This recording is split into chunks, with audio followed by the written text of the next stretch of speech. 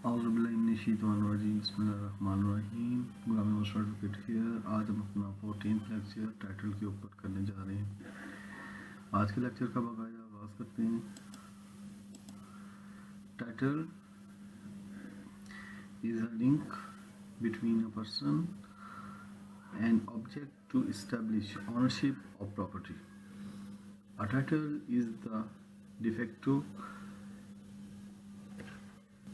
antecedent of which the right is the de jure consequent right of possession on ownership come in term of de facto first and later de jure. For example, I have a watch on my hand.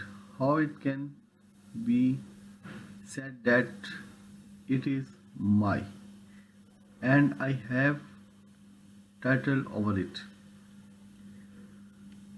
I have either purchased it or someone has given me, yeah, or I have inherited it from elsewhere. Title is created over in stolen subject. It is right to ownership in fact and in law over property.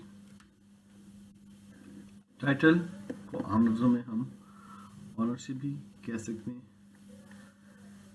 एंटीस्टेंट का मतलब होता है साबका।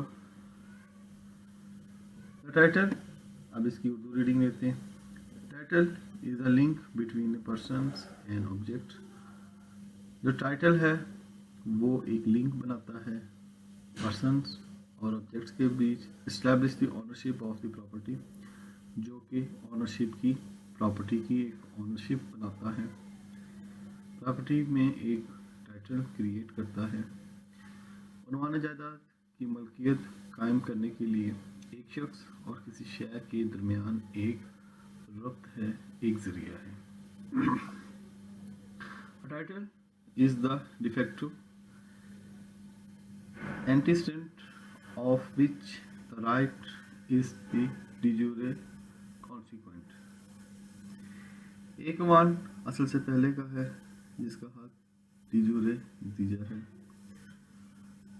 मलकियत पर कब्जे का हक पहले और बाद में de facto की इस्लाह में आता है। Right of possession is an honor come in the term of de jure and later the de jure. For examples, I have a watch on my hand. मेरे मिसाल के तौर पर हम यहाँ पर एक मिसाल लेते हैं कि मेरे हाथ में एक घड़ी है। However, it can be said that it my. मेरे हाथ में एक घड़ी है। ये कैसे कहा जा सकता है कि ये मेरी है या इस पर मेरा हक है? I have to title over it. मैं इस पर कैसे टाइटल रखता हूँ या कैसे इस पर ऑनरशिप रखता हूँ? I have either purchased it, या तो मैंने इसको परचेज किया है, या someone has gifted me, या किसी ने मुझे गिफ्ट की थी, और I have inherited it from elsewhere, या किसी ने मुझे कहीं से विरासत में मिली है, मुझे कहीं से इनहेरिटेड मिली है। Title is create over of stolen object. अमान जो चोरीशुदा शाह से भी बनता है। ये जो ऑनरशिप है ये चोरीशुदा चीज़ों से भी बन सकता है। It is right of ownership in fact and in law over property. यह हकीकत में कानून में जायदाद की मलकियत का हक है।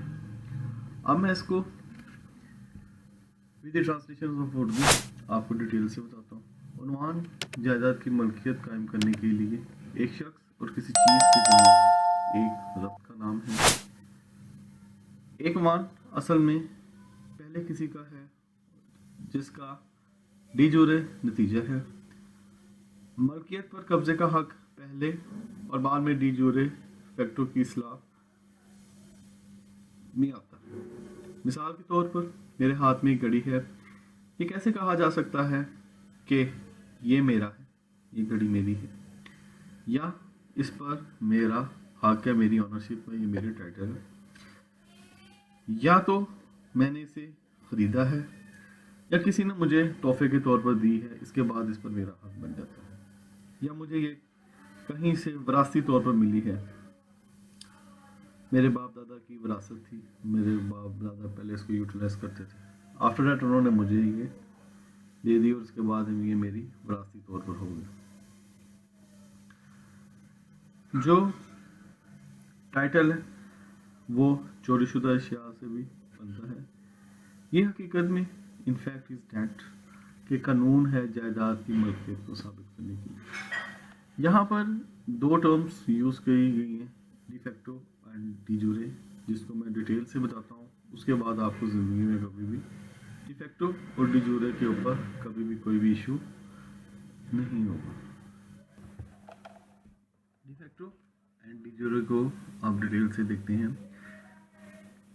D jure mean in law, D jure का जो लफ्ज़ी मतलब है लॉ में, D jure is the Latin word express for the by law और बाय राइट।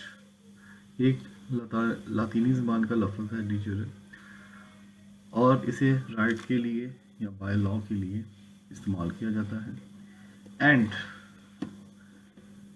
और is used to describe the practice that exist by right, और इसे rights की प्रैक्टिसेस के लिए इस्तेमाल किया जाता है।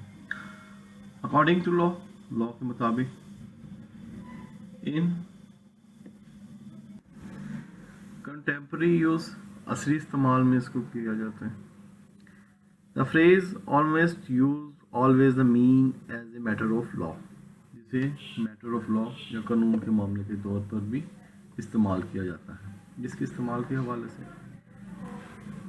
D jure is often contrast with the de facto. D jure जो कंट्रास्ट है वो डी फैक्टो का है। अब हम इसके जो सही या ओरिजिनल प्योरली मीनिंग्स हैं उनको देखते हैं। De facto means a state of affairs that is true in fact but that is not officially sanction.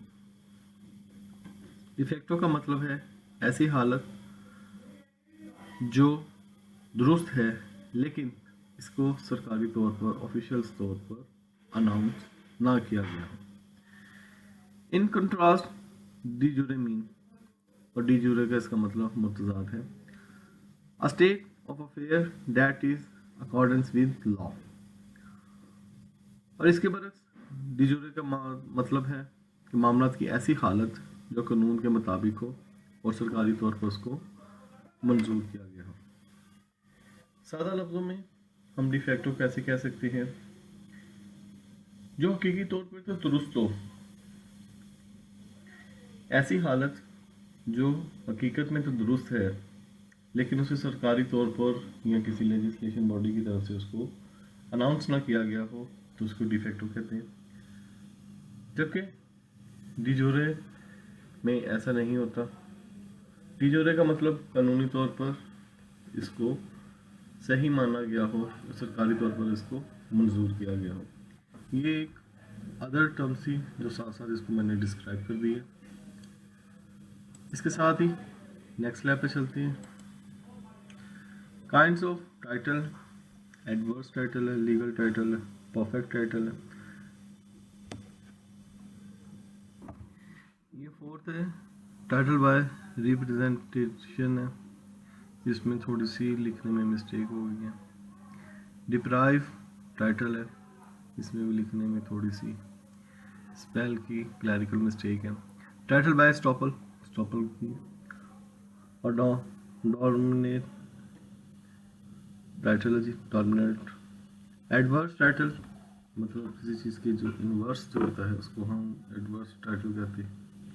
Legal title, legal ownership, जिसे हम कानूनी तौर पर कहते हैं। परफेक्ट, मुकम्मल।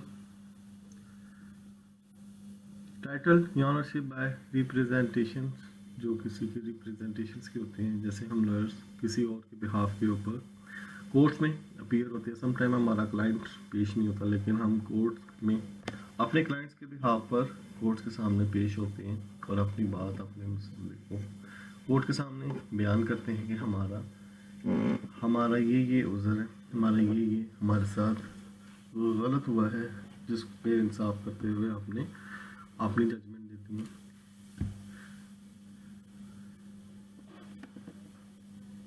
एडवर्स टाइटल है जी, एडवर्स टाइटल। डिप्राइव टाइटल, किसी से छीने ना। टाइटल बाय स्टॉपल, स्टॉपल की टाइटल है। डोमिनेट, डोमिनेट से बोला किसी की डोमिनेट करना टाइटल को। नेक्स्ट वन है जी इम्परफेक्ट टाइटल, जो मुकम्मल ना हो उसको इम्परफेक्ट टाइटल। एब्सोल्यूट टाइटल, जो लाजमी तौर पर टाइटल हो। आफ्टर एक्वायर्ड टाइटल, हासिल करने के बाद जो टाइटलशिप हमें मिलती है किसी चीज़ को हासिल करने के बाद।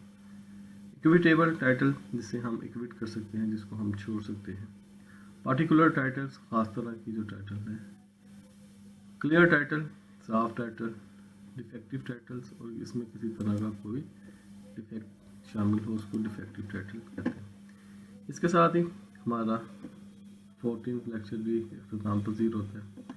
अपना ख्याल रखें, अपने इर्द गिर्द के माहौल को साफ सुथरा रखें। 5 टाइम नमाज बाद जमात अदा करें, अल्लाह ताला से दुआ करें, अल्लाह ताला हमारे हाल पे करम फरमाए। आमीन सुमा आमीन।